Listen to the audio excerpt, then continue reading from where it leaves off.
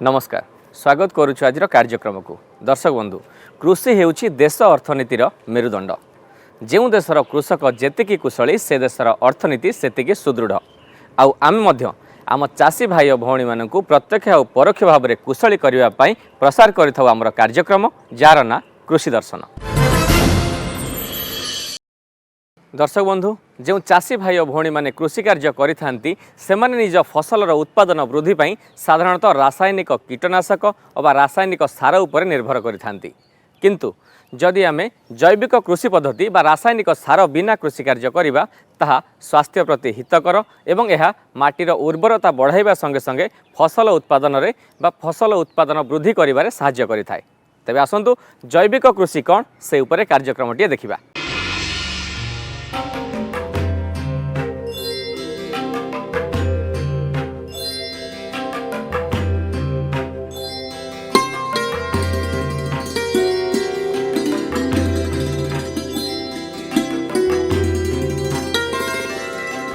सारा देश में आमर जैविक चाष एवं प्राकृतिक चाष उपरे विशेष भाव में आमर काम रही आमर जो चाषर आमर जो सर्टिफिकेशन बा प्रमाणीकरण रही से जो जो जगह आमर चाषी भाई मैंने आपणकर जैविक प्रणाली चाष कर प्राकृतिक प्रणाली चाष करुँच आम जोटा कहचे जे आमर पीजीएस प्रणाली आम जो सर्टिफिकेशन करुचे दो प्रकार सर्टिफिकेशन अच्छी गोटे थर्ड पार्टी और गोटे पीजीएस पार्टिसिपेटरी ग्यारंटी सिस्टम। तेणु पार्टिसिपेटरी ग्यारंटी सिस्टम रे गत वर्ष ठारू आमर नेचुरल फार्मिंग रे मध्य काम आरंभ हो गलानी से आम राज्य एवं आमर सरकार तरफ जो रही ओसुपका ता सहित आउ 14टी विभिन्न संस्था प्रमाणीकरण काम कर केते गुड़े विशेष दिग प्रति आमर ध्यान देवा जो आमर प्राकृतिक कृषि करुचे बा आमर जैविक कृषि करुचे से आमर सर्टिफिकेशन प्रोसेस को आमर जीवा निहाती दरकार। से साधारणतः जिते जड़े खाउटी जिते से किणा चाहिए सी जाना दरकार तार जे आमे जो जिनसटा को किणुचे से प्राकृतिक बा जैविक पद्धति चाष होती ना तेणु ताकू जानी रखापी आमर जो पीजीएस प्रणाली आमर खूब भल जिनस जो कि आम राज्य में कार्यकारी होची कृषि विभाग तरफ कार्य होची एवं हॉर्टिकल्चर डिपार्टमेंट तरफ उद्यान कृषि विभाग काम होची। तेबे चाषी भाई मैंने केतोटी दिग प्रति निहाती जाना दरकार जे पीजीएस कौन तेबे पीजीएस सर्टिफिकेशन मूल तत्व है आम कहूचे जे आमर पियर इन्स्पेक्शन बा जो तार गुणवत्ता बजाय रखापी चाषी निजे ही तार समस्त पदक्षेप नेब। तेणु प्रथमे आमको एलजी बा आम स्थानीय दल गठन करा पड़ो स्थानीय दल गठन कराया आपणकर जो संस्था रही प्रमाणीकरण संस्था रही तार तत्वावधान में आमको करा पड़ो जब सरकारी ताले संस्था होती ओसुपका मध्यम आम करवा ना विभिन्न जो आमर राज्य कृषि आमर केंद्र सरकार स्वीकृति प्रस्ताव संस्था अच्छा ता मध्यम आमर दल को रेजिस्ट्रेशन करा पड़ो एवं से मिनिमम 5 जन चाषी मिसिकी करें तेरे 5 रु जिते अधिक हम आमको से फलप्रद हम।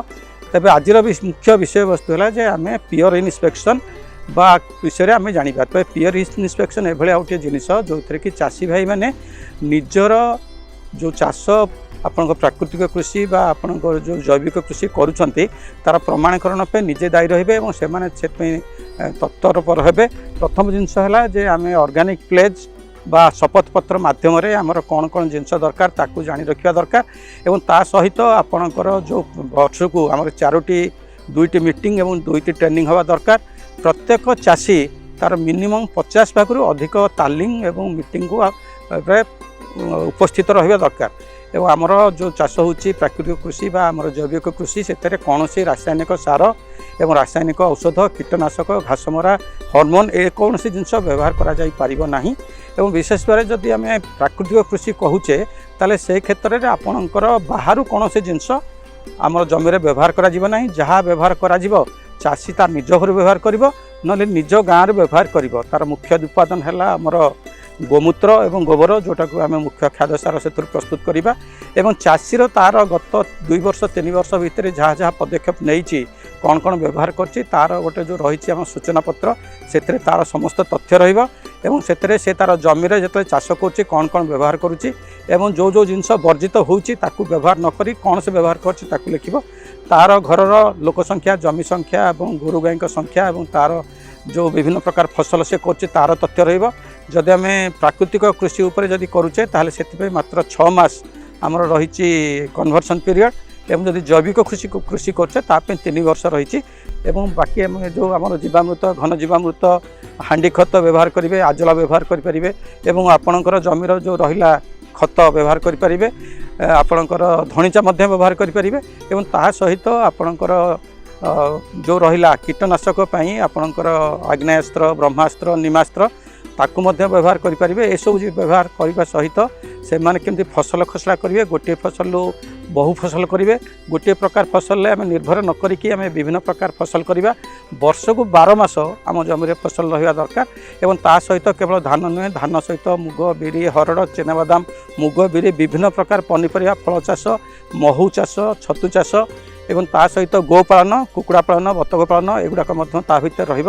ଆମର ବର୍ଷର ଯେକୌଣସି ସମୟରେ ଯେମିତି ଆମ ଜମିରୁ କିଛି ନା କିଛି ଆମେ ଅମଳ ପାଉଥିବା ଏବଂ ଗୋଟିଏ ଜିନିଷର ଯେଉଁ ବଳକାଂଶ ଯେମିତି ଅନ୍ୟ ଫସଲ ପାଇଁ ବ୍ୟବହାର ହେଉଥିବ ଏହି କେତେ ଗୁଡ଼ିଏ ମୂଳତନ୍ତ୍ର ଯଦି ଆମେ ଧରିବା ତାହେଲେ ଆମେ ଲାଭଜନକ ଉତ୍ପାଦନ କରିପାରିବା ଏବଂ ଯଦି ଆମେ ତାକୁ ଯେଉଁ ରହୁଛି ପିଓର ଇନ୍ସପେକ୍ସନ୍ ରହୁଛି ପିଓର ଇନ୍ସପେକ୍ସନ୍ ହେଲା ଯେ ଆମର ସେଠି କେତେ ଗୁଡ଼ିଏ ଆମର କିଛି ଆମର 15 ଜଣ ଆମେ କରୁଛେ ଆମେ 5 ଜଣକୁ ନେଇକି ଗୋଟେ ଟିମ୍ କରିବା ପ୍ରଥମ 5 ଜଣ ଦ୍ୱିତୀୟ 5 ଜଣ କରିବେ ଦ୍ୱିତୀୟ 5 ଜଣ ବାକି ତିକ 5 ଜଣଙ୍କର କରିବେ ଏବଂ ସେମାନେ ଯେତେବେଳେ ତାଙ୍କର ଯେଉଁ ଫର୍ମ ରହିଛି ସେ ଫର୍ମର ଯାହା ଯାହା ତଥ୍ୟ ଅଛି ତାକୁ ନେଇକି ଯେତେବେଳେ ସେମାନେ ପ୍ରତ୍ୟେକ ଘର ତନଖି କରିବେ ପ୍ରତ୍ୟେକ ଜମି ତନଖି କରିବେ ଏବଂ ସେମାନେ ଠିକ୍ ଭାବରେ ଜୈବିକ ଚାଷ ବା ପ୍ରାକୃତିକ ଚାଷ ପ୍ରଣାଳୀ ଅବଲମ୍ବନ କରୁଛନ୍ତି କି ନାହିଁ ତାକୁ ସେମାନେ ସୁନିଶ୍ଚିତ ହେବେ ଏବଂ ସମସ୍ତ ତଥ୍ୟ ସଂଗ୍ରହ କଲା ପରେ ସମସ୍ତେ ଏକାଠି ବସି ଗୋଟେ ବୈଠକ କରିବେ ଯେଉଁଥିରେ କି ସେମାନେ ନିକଟସ୍ଥ କୃଷି ବିଭାଗକୁ ଡାକିପାରିବେ କେଭିକେ ସାଇଣ୍ଟିଷ୍ଟକୁ ଡାକିପାରିବେ ନିକଟସ୍ଥ ଯେଉଁ NGO ମାନେ କାମ କରୁଛନ୍ତି ତାଙ୍କୁ ଡାକିପାରିବେ ଏବଂ RCର ରିପ୍ରେଜେଣ୍ଟେଟିଭ୍ ମଧ୍ୟ ବା ରିଜନାଲ୍ କାଉନସିଲ୍ ଯାହା ମାଧ୍ୟମରେ ସେମାନେ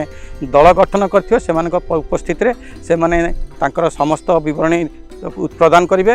ଯେଉଁମାନେ ଠିକ୍ ଭାବରେ କର୍ମପନ୍ଥା ଅନୁସରଣ କରୁନଥିବେ ସେମାନଙ୍କୁ ବାଦ୍ ଦିଆଯିବ ଓ ଅନ୍ୟମାନେ ଯେଉଁମାନେ ଠିକ୍ ଠାକ୍ କରୁଥିବେ ସେମାନଙ୍କୁ ଆମେ ସ୍କୋପ୍ ସାର୍ଟିଫିକେଟ୍ ଦିଆଯିବ। ସ୍କୋପ୍ ସାର୍ଟିଫିକେଟ୍ ଅର୍ଥ ହେଲା ଯେ ସେମାନଙ୍କ ଜମିରେ ପ୍ରାକୃତିକ ଉପାୟରେ ସେମାନେ କେତେ କ'ଣ କେଉଁ ଫସଲ କେତେ ପରିମାଣରେ କରିଛନ୍ତି ସ୍କୋପ୍ ସାର୍ଟିଫିକେସନ୍ ପାଇଲା ପରେ ପୁଣି ସେମାନଙ୍କର ଅମଳ ଆକଳନ କରାଯିବ ସେମାନେ କେତେ ନିଜ ପାଇଁ ବ୍ୟବହାର କରିବେ କେତେ ଜିନିଷ ବଜାରକୁ ଛାଡ଼ିବେ সেই অনুযায়ী সেମାନଙ୍କୁ ମଧ୍ୟ ଆପଣଙ୍କର ଦିଆଯିବ। ବର୍ତ୍ତମାନ ଯଦି ଆମେ କହୁଛେ ଯେ ଆମର ନ୍ୟାଚୁରାଲ୍ ଫାର୍ମିଂ ବା ପ୍ରାକୃତିକ କୃଷି କହୁଛେ ମାତ୍ର 6 ମାସ ତାର ଚେଞ୍ଜ ଓଭର ପିରିୟଡ଼ ରହିଲା 6 ମାସ ଯଦି ଆମେ ଆଗରୁ କୌଣସି ପ୍ରକାର ରାସାୟନିକ ବ୍ୟବହାର କରୁନଥିବା ତାହେଲେ ତାର ଯେଉଁ ରହିଛି ଆମର ଇଭାଲୁଏସନ୍ ଫର୍ମାଟ୍ ରହିଛି ସେଥିରେ ଯଦି ଜଣା ଠିକ୍ଠାକ୍ ଆସିବ ତାହେଲେ ସେମାନଙ୍କୁ ମଧ୍ୟ ଆପଣଙ୍କର 1 ଷ୍ଟାର୍ 3 ଷ୍ଟାର୍ 2 ଷ୍ଟାର୍ 3 ଷ୍ଟାର୍ର ଷ୍ଟାରିଂ ସହିତ ସେମାନଙ୍କୁ ଲୋଗୋ ପ୍ରଦାନ କରାଯିବ ଏବଂ 6 ମାସ ପରେ ଆପଣଙ୍କର ଜମିକୁ ଆମେ କହିପାରିବା ଯେ ଆମେ ପ୍ରାକୃତିକ କୃଷି ପଦ୍ଧତି ଅନୁସରଣ କରି କରୁଛେ ଏବଂ ଏଇଟା ଯେଉଁଟା ଆମେ କରିବା ତାର ଯେଉଁ ଲୋଗୋ ରହିବ ଏବଂ ଭାରତ ସରକାରଙ୍କ ଯେଉଁ ସାର୍ଟିଫିକେସନ୍ ରହିବ RC ମାଧ୍ୟମରେ ମିଳିବ ତାକୁ ମଧ୍ୟ ଆମେ ଅଧିକ ଦାମରେ ବଜାରରେ ଆମେ ବିକ୍ରି କରିପାରିବା ଏବଂ ସେଥିପାଇଁ ମଧ୍ୟ ଆଗକୁ ବିକ୍ରି ବଟାର ସୁଯୋଗ ସୃଷ୍ଟି କରିବା ପାଇଁ ଉଭୟ କେନ୍ଦ୍ର ସରକାର ଏବଂ ରାଜ୍ୟ ସରକାର ବିଶେଷ ପଦକ୍ଷେପ ନେଉଛନ୍ତି। ତେଣୁ ଯେଉଁ ଅଞ୍ଚଳରେ ଆମର ରହିଛି ସୁଯୋଗ ରହିଛି ଏବଂ ବିଷମୁକ୍ତ ଖାଦ୍ୟ ଉତ୍ପାଦନ କରି କିଭଳି ଭାବରେ ନିଜକୁ ବଞ୍ଚାଇବା ଏବଂ ସାରା ଆମର ଅନ୍ୟ ଆମ ରାଜ୍ୟ ଏବଂ ଦେଶକୁ ବଞ୍ଚାଇବା ଆସନ୍ତୁ ଏହା ଏକ ଶପଥ ନେବା ଏବଂ ସୁଚାରୁ ଭାବରେ ତାକୁ କେମିତି ଆମେ ଆଗକୁ ନେବା ସେଥିପାଇଁ ଆପଣ କୃଷି ବିଭାଗ ଏବଂ ଆପଣଙ୍କ ନିକଟସ୍ଥ କେଭିକେ ଏବଂ ଆପଣଙ୍କ ଅଞ୍ଚଳର ଯେଉଁମାନେ ସ୍ୱେଚ୍ଛାସେବୀ ଅନୁଷ୍ଠାନ ମାନେ କାମ କରୁଛନ୍ତି ସେମାନଙ୍କ ମାଧ୍ୟମରେ କିଭଳି ଆମେ ଆଗକୁ ଯିବା ତା ପାଇଁ ଆମେ ନିଶ୍ଚିତ ଭାବରେ ଆଗ୍ରହ ପ୍ରକାଶ କରିବା।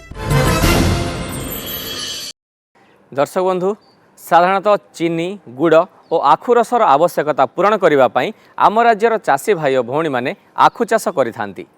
एही आखु चाषर विभिन्न दिग गुड़िक रही से दिग गुड़िक प्रति जत्नवान हो आम चाषी भाई और भौणी मैंने आखु चाष कले विशेष भाव में अधिक लाभवान हेबे एथिरे संदेह नहीं। तेबे आसंतु आखु चाष करुथिबा आग्रही चाषी भाई और भौणी मानक पई प्रसार करिबा कार्यक्रमटिए आखु फसल चाष।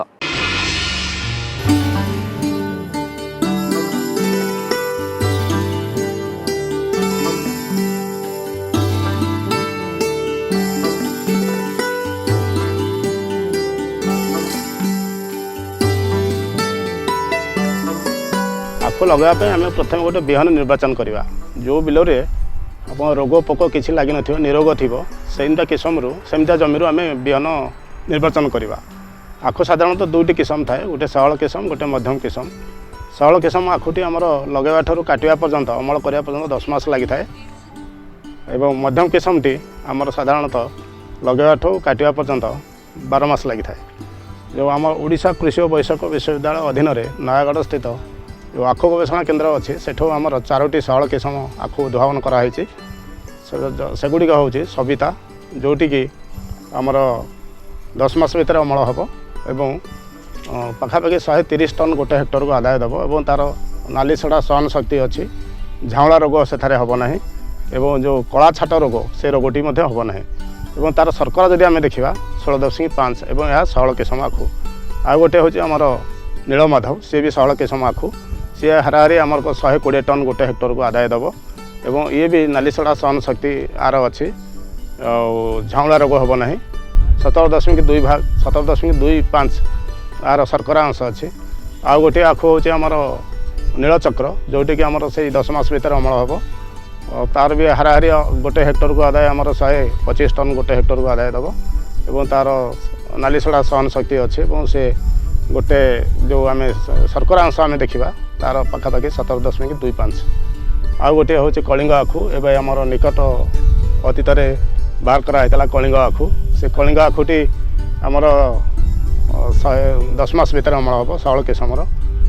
ଆଉ ତା'ର ଶର୍କରା ଅଂଶ ହେଉଛି 17.25 ଏବଂ ଇଏ ବି 125 ଟନ୍ ଗୋଟେ ହେକ୍ଟରକୁ ଆଦାୟ ଦେବ।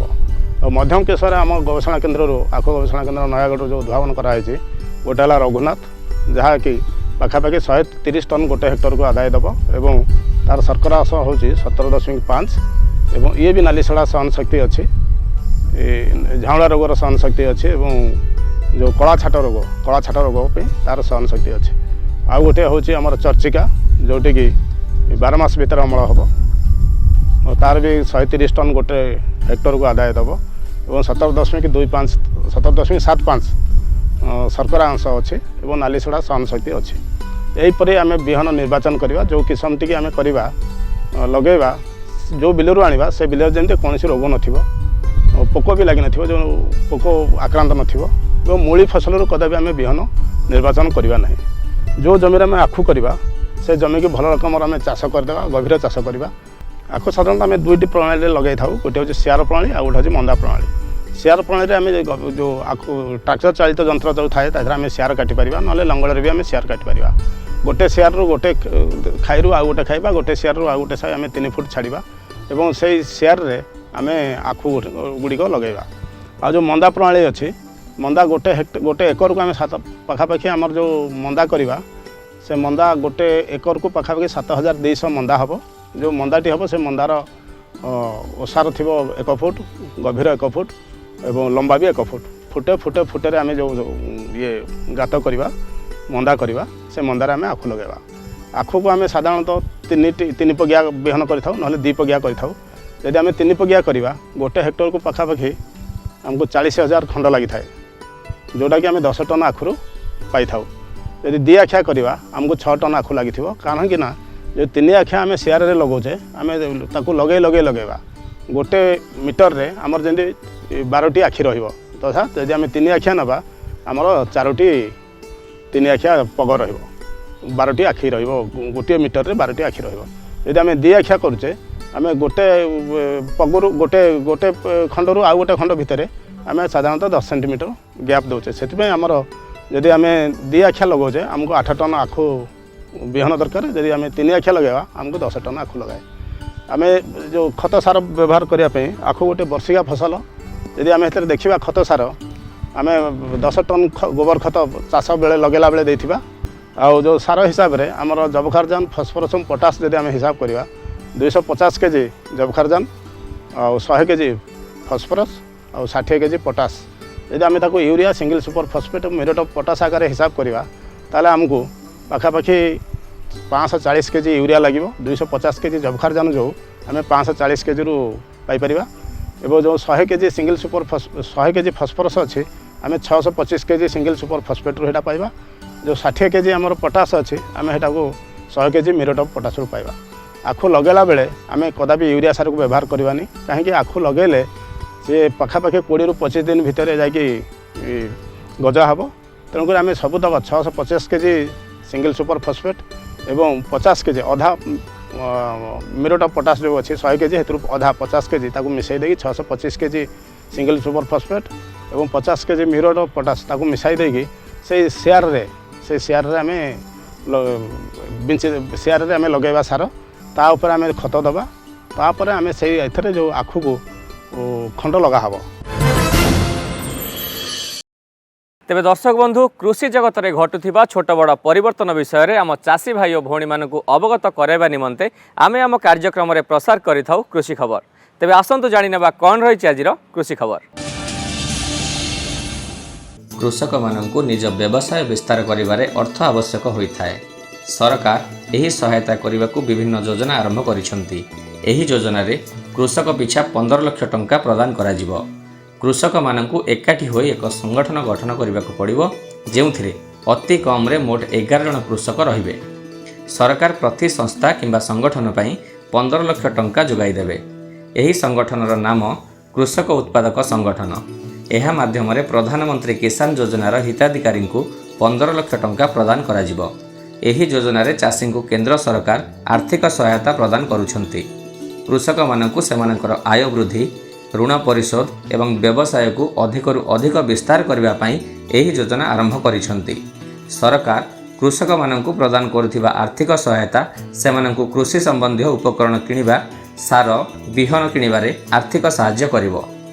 ବର୍ତ୍ତମାନ ସେମାନେ ଅଧିକରୁ ଅଧିକ କୃଷି ସମ୍ବନ୍ଧୀୟ ଉପକରଣ କ୍ରୟ କରି ସେମାନଙ୍କର ଅମଳ ଉତ୍ପାଦନ ବୃଦ୍ଧି କରିପାରିବେ, ଯେଉଁଥିପାଇଁ ସେମାନେ ଅଧିକ ଲାଭବାନ ହେବେ। ଏହା ସହିତ କୃଷକମାନଙ୍କର ଆୟ ମଧ୍ୟ ବୃଦ୍ଧି ପାଇବ, ସେମାନଙ୍କର ବ୍ୟବସାୟ ମଧ୍ୟ ବୃଦ୍ଧି ପାଇବ ଏବଂ ଏହା ସହିତ ସେମାନେ ସରକାର କିମ୍ବା ଅନ୍ୟ କାହାଠାରୁ ନେଇଥିବା ଋଣକୁ ଉଚିତ ସମୟରେ ପରିଶୋଧ କରିବାକୁ ସକ୍ଷମ ହେବେ। ଏହି ଲାଭ ପାଇବା ପାଇଁ କୃଷକମାନଙ୍କୁ ଜାତୀୟ କୃଷି ବଜାରର ଅଫିସିଆଲ ୱେବସାଇଟକୁ ଯିବାକୁ ପଡ଼ିବ ଏବଂ ସେଠାରେ ଆବେଦନ କରିବାକୁ ପଡ଼ିବ। ଆବେଦନ କରିବାକୁ ଚାଷୀ ଅଫିସିଆଲ ୱେବସାଇଟକୁ ଯିବେ ଏବଂ ହୋମ୍ ପେଜ୍ରେ FPOର ବିକଳ୍ପ ଦେଖାଯିବ। ସେଥିରେ କ୍ଲିକ୍ କରିବେ। ଏହାପରେ ପରବର୍ତ୍ତୀ ପୃଷ୍ଠାରେ ଆପଣଙ୍କୁ ଏକ ପଞ୍ଜୀକରଣ ଏବଂ ଏଠାରେ ଲଗ୍ଇନ୍ ବିକଳ୍ପ ମିଳିବ, ଯେଉଁଥିରୁ ପଞ୍ଜୀକରଣ ବିକଳ୍ପ ଉପରେ ଆପଣ କ୍ଲିକ୍ କରିବେ। ପଶୁମାନେ ଖାଉଥିବା ସାଧାରଣ ଲୁଣ ଦୁଇଟି ଉପାଦାନ ସୋଡ଼ିୟମ୍ ଏବଂ କ୍ଲୋରାଇଡ୍ ଦ୍ୱାରା ଗଠିତ ଏବଂ ଇଂରାଜୀରେ ଏହାକୁ ସୋଡ଼ିୟମ୍ କ୍ଲୋରାଇଡ୍ କୁହାଯାଏ। ପଶୁମାନେ ଉଭୟ ଉପାଦାନ ଆବଶ୍ୟକ କରନ୍ତି। ଶରୀରରେ 0.2% ସୋଡ଼ିୟମ୍ ଥାଏ। ଶରୀରରେ ସୋଡ଼ିୟମ୍ ହାଡ଼, କୋମଳ ଟିସୁ ଏବଂ ଶରୀରର ତରଳ ପଦାର୍ଥରେ ମିଳିଥାଏ। ଭୌତିକ ମାଧ୍ୟମରେ ଅମ୍ଳୀୟ ଏବଂ କ୍ଷାରୀୟ ସନ୍ତୁଳନ ବଜାୟ ରଖିବା ପାଇଁ ଲୁଣ ମଧ୍ୟ ଆବଶ୍ୟକ। ପଶୁମାନେ ସେମାନଙ୍କର ଖାଦ୍ୟରେ ଲୁଣ ଖାଇବା ଦ୍ୱାରା ଖାଦ୍ୟ ପଦାର୍ଥରୁ ଲୁଣ ପାଆନ୍ତି। ଶରୀରରେ ମେଟାବଲିକ୍ ପ୍ରକ୍ରିୟାରେ ବ୍ୟବହୃତ ହେବା ପରେ ଲୁଣ ମଧ୍ୟ ଶରୀରରୁ ନିର୍ଗତ ହୁଏ। ଏହି କାରଣରୁ ପଶୁମାନଙ୍କୁ ସେମାନଙ୍କ ଖାଦ୍ୟରେ ଲୁଣ ମିଶ୍ରିତ ଖାଦ୍ୟ ଖାଇବାକୁ ଦିଆଯାଉଛି। ଖାଦ୍ୟରେ ଲୁଣ ଖାଇବା ପାଇଁ ପଶୁମାନଙ୍କର ଭୋକକୁ ମଧ୍ୟ ଏହା ବଢ଼ାଇଥାଏ। ସାଧାରଣ ଲୁଣରେ ବହୁ ପରିମାଣରେ ଥିବା କ୍ଲୋରାଇଡ୍ ଏହାର ସୃଷ୍ଟିରେ ସାହାଯ୍ୟ କରିଥାଏ। ଯଦି ଲୁଣ ଅଳ୍ପ ପରିମାଣରେ ଖିଆଯାଏ ତେବେ ଏହାର ନିର୍ଗମନ କମ୍ ହୋଇଥାଏ ଏବଂ ଯଦି ଲୁଣ ବହୁ ପରିମାଣରେ ଖିଆଯାଏ ତେବେ ଏହାର ନିର୍ଗମନ ଅଧିକ ହୋଇଥାଏ। ପଶୁ ଶରୀରରୁ ଲୁଣର ନିର୍ଗମନ କିଡ୍ନି ଦ୍ୱାରା ନିୟନ୍ତ୍ରିତ ହୋଇଥାଏ। ଲୁଣର ଅଭାବ ହେତୁ ପଶୁଙ୍କ ଶରୀର ଓ ମୂତ୍ରରେ ସୋଡ଼ିୟମ୍ ଏବଂ କ୍ଲୋରାଇଡ୍ ନିର୍ଗମନକୁ ହ୍ରାସ କରିଥାଏ। ଯଦି ପଶୁଟି ଦୀର୍ଘ ସମୟ ଧରି ଏହାର ଖାଦ୍ୟରେ ଲୁଣ ନ ପାଏ ତେବେ ପଶୁଟି ନିଜ ଆଖପାଖରେ ପଡ଼ିଥିବା ପୋଷାକ, କାଠ ଇତ୍ୟାଦି ଖାଇବା ଏବଂ ଗିଳିବା ଆରମ୍ଭ କରେ। ପରୀକ୍ଷଣ ମାଧ୍ୟମରେ ବୈଜ୍ଞାନିକମାନେ ଜାଣିବାକୁ ପାଇଲେ ଯେ ଯେଉଁ ଗାଈମାନଙ୍କୁ ଲୁଣ ଖାଇବାକୁ ଦିଆଯାଉ ନାହିଁ 2-3 ସପ୍ତାହ ମଧ୍ୟରେ ସେମାନଙ୍କର ଭୋକ କମିଯାଏ। ଲୁଣ ଅଭାବ ହେତୁ ପଶୁ ଖାଦ୍ୟର ପ୍ରୋଟିନ୍ ଏବଂ ଶକ୍ତି ସଠିକ୍ ଭାବରେ ଦେବା ଉଚିତ। ଡାଲି ଜାତୀୟ ଫସଲରେ ଆତ୍ମନିର୍ଭର ହେବା ପାଇଁ କେନ୍ଦ୍ର ସରକାରଙ୍କ ଦ୍ୱାରା ଏକ ନୂତନ ଅଭିଯାନ ଆରମ୍ଭ ହୋଇଛି। ଏହି ଅଭିଯାନ ପାଇଁ 11,440 କୋଟି ଟଙ୍କାର ବ୍ୟୟବରାଦ କରାଯାଇଛି। ଭାରତରେ ଡାଲି ଜାତୀୟ ଫସଲର କ୍ଷେତ୍ରଫଳ ପରିମାଣ ବଢ଼ାଇବା ସହ ଉତ୍ପାଦନକୁ 350 ଲକ୍ଷ ଟନ୍ରେ ପହଞ୍ଚାଇବାର ଲକ୍ଷ୍ୟ ରଖାଯାଇଛି। ଏହି କାର୍ଯ୍ୟକ୍ରମ ମାଧ୍ୟମରେ 28 ଲକ୍ଷ ବିହନ କିଟ୍, 129 ଲକ୍ଷ କ୍ୱିଣ୍ଟାଲର ପ୍ରମାଣିତ ବିହନ ଚାଷୀମାନଙ୍କୁ ଯୋଗାଇ ଦେବା ସହ 2 କୋଟି ଚାଷୀ ଏହି ମାଧ୍ୟମରେ ଉପକୃତ ହୋଇପାରିବେ। ଏହି ଯୋଜନାର ଲକ୍ଷ୍ୟଗୁଡ଼ିକ ହେଉଛି 2030 ଏବଂ 31 ସୁଦ୍ଧା 350 ଲକ୍ଷ ଟନ୍ ଉତ୍ପାଦନ, ସର୍ବନିମ୍ନ ସହାୟକ ମୂଲ୍ୟ ଆଧାରରେ ଚାଷୀଙ୍କ ଉତ୍ପାଦ କ୍ରୟ, ହରଡ଼, ବିରି, ମସୁର ଉପରେ ସ୍ୱତନ୍ତ୍ର ଫୋକସ୍, ଅମଳକ୍ଷମ ଏବଂ ଜଳବାୟୁ ସହନୀୟ ବିହନର ବ୍ୟବହାର, ଯାହା 2025 ଏବଂ 26ରୁ ଆରମ୍ଭ ହୋଇ 2030 ଏବଂ 31 ପର୍ଯ୍ୟନ୍ତ କାର୍ଯ୍ୟକାରୀ ହେବ।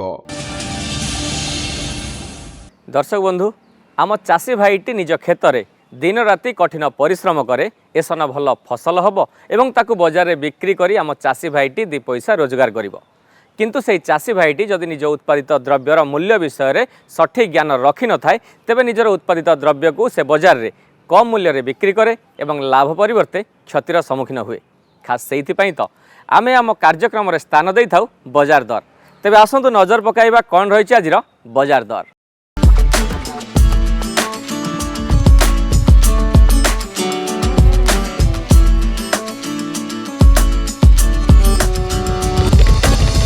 पत्रकोबीर बजार दर क्विंटाल प्रति बरगढ़ सर्वनिम्न 800 टंका एवं सर्वाधिक 1200 टंका। दिगपहंडी सर्वनिम्न 2000 टंका एवं सर्वाधिक 2400 टंका। हिंदोल सर्वनिम्न 1600 टंका एवं सर्वाधिक 1800 टंका। मुखीगुड़ा सर्वनिम्न 1800 टंका एवं सर्वाधिक 2000 टंका रही।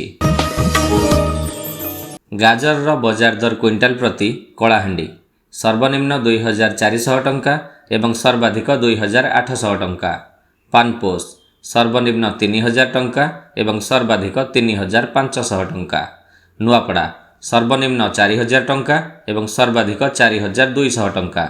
रायगड़ा सर्वनिम्न 2400 टंका एवं सर्वाधिक 2500 टंका रही। तो दर्शक बंधु जो चाषी भाई और भौणी मैंने कृषि कार्य करुँच से बन्या बात्या और मरुड़ी भली प्रतिकूल परिवेश निजक और निज फसल को सुरक्षित रखी कृषि कार्य करने को हेले सेमानक निकट में पाणीपाग संपर्क सूचना आगुआ रहिबा निहाती आवश्यक। आउ सेथिपई आमे आम कार्यक्रम रे स्थान दे थाउ पाणीपाग संपर्क सूचना। तेबे आसंतु नजर पकाइबा कौन रही आज पाणीपाग संपर्क सूचना।